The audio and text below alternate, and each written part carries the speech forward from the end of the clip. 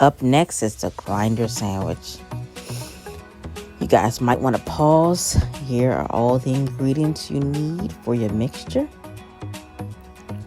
Mix it, mix it, mix it. Put it to the side. Now it's time for your meat. Deli meat is preferred. It makes it extra rich, but the sandwich is rich in itself. And the prosciutto is the most expensive, but it's damn sure worth it. Now here comes your cheese. Provolone is extra yummy when it's heated up in the oven, 400 degrees for only 10 minutes. Make sure it's nice and toasty. And now it's just time to put your mixture on top. Evenly spread. I love to use a lot. And I cut my tomatoes pretty thick and put them on top. Everybody likes it thick.